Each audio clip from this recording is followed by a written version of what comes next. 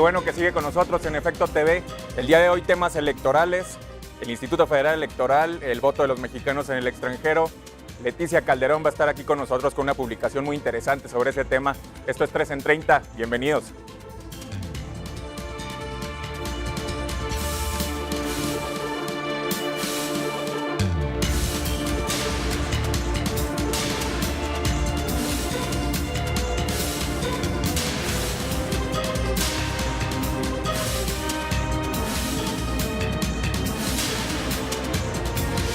En la política hay muchos puntos de vista. 3 enfoques en 30 minutos. 3 en 30. Bienvenidos una semana más a 3 en 30. Un placer estar de nuevo con mis amigos, José González. Gracias, muchas gracias, encantado. José Manuel Aspirós. Hola Roberto, buenas noches amigos, ¿qué tal? Vamos antes de comenzar con el debate a este reportaje sobre el Instituto Federal Electoral. La fortaleza del IFE, luego de su creación en 1990, radicó en su composición ciudadana y su imparcialidad ante los comicios futuros. Hasta el año 2003 demostró ser un órgano respetuoso de la decisión ciudadana y la ciudadanía se lo reconoció. El de José Woldenberg y los consejeros que lo acompañaron, así como los que les precedieron, fueron de los más respetados por los ciudadanos. Con ellos, el IFE se convirtió en una institución reconocida a nivel mundial, reconocimiento que los políticos se han empeñado en ensuciar.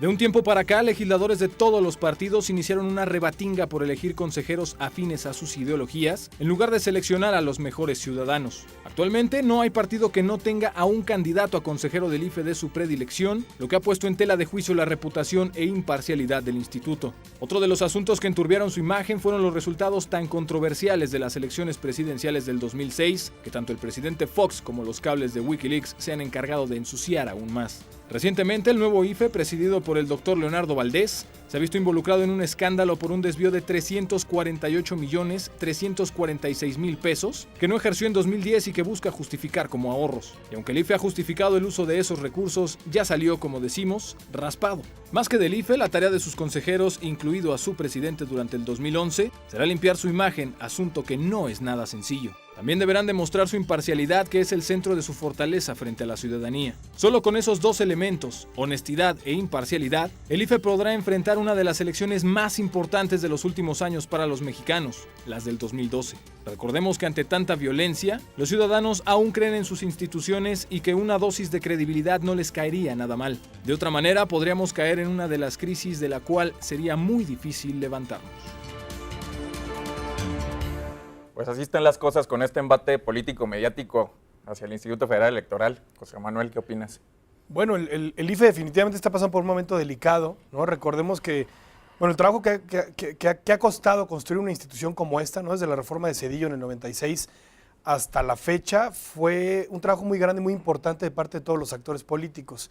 Desafortunadamente, tras la elección del 2006, hubo un desprestigio y el desconocimiento de las elecciones, ¿no? La impugnación, había el riesgo de que se anulara la elección y eso ha provocado un desconcierto y una inestabilidad por parte del instituto. A ver, yo coincido en ciertas cosas, pero difiero en otras. Es decir, hay un desprestigio del IFE por ciertas fracciones y por ciertas facciones y por algún sector del electorado, pero no por todo el electorado y no por todos los mexicanos. Es decir, se enojan quienes pierden, se enojan quienes pierden por muy pocos votos, pero no necesariamente hay un desprestigio generalizado del Instituto Federal Electoral y más bien con ese pretexto de una elección competida y con ciertos errores, que no por eso se debe desprestigiar toda la institución, viene una reforma incluso constitucional que a mí me parece que deja efectivamente muy endeble al IFE y muy distinto al gran IFE que construimos en el 96. Sí, y tiene que ver también por el nombramiento de los consejeros electorales. O sea, vamos, de vicio, o sea, ya estaba viciada de origen, ¿no? La construcción del instituto,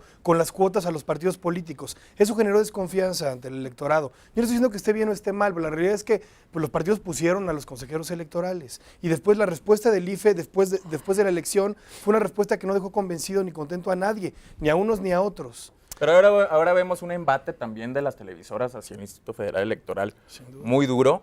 Yo las entiendo porque han perdido un gran negocio multimillonario,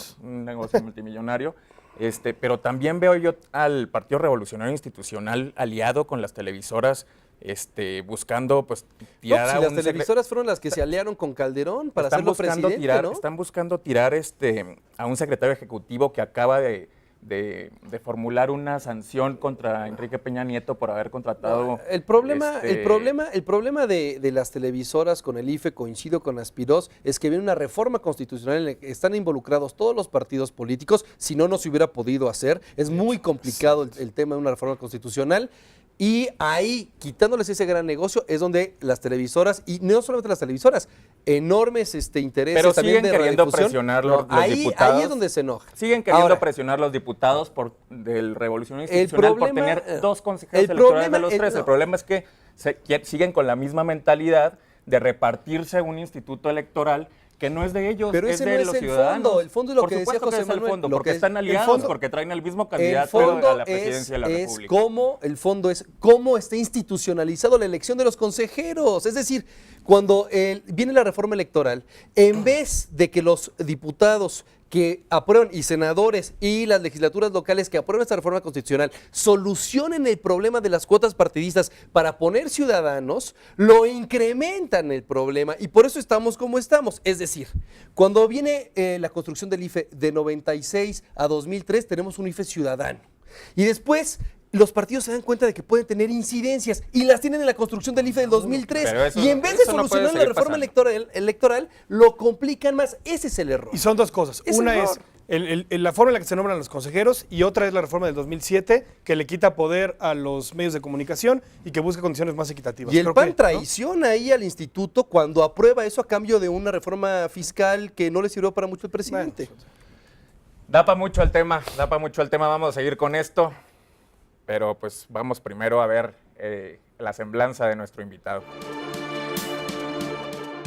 Leticia Calderón Chelius es doctora en Ciencias Sociales por el Flaxo. Es investigadora y profesora del Instituto de Investigaciones José María Liz Mora y jefa del área de Sociología Política y Económica del Instituto Mora. Pertenece al Sistema Nacional de Investigadores del CONACYT y fue miembro del Consejo Directivo de la Red de Migración y Desarrollo de la Academia Mexicana de Ciencia y fue coordinadora de la página web www.migrantólogos.mx. Es autora de los libros Los superhéroes no existen, los migrantes mexicanos ante las primeras elecciones en el exterior, Votar en la distancia, la extensión de los derechos políticos a migrantes, experiencias comparadas, y la dimensión política de la migración mexicana. Algunos de sus artículos más recientes son Conferencia de inauguración de la Segunda Semana Nacional de la Migración, reflexiones en torno a la migración mexicana como objeto de políticas públicas, Migración latinoamericana y derechos políticos transnacionales, el proceso de extensión del voto en el exterior, patrones migratorios internacionales en América Latina, las coordenadas centrales para acercarse al estudio de la migración internacional en México, Migración Estados Unidos, textos introductorios.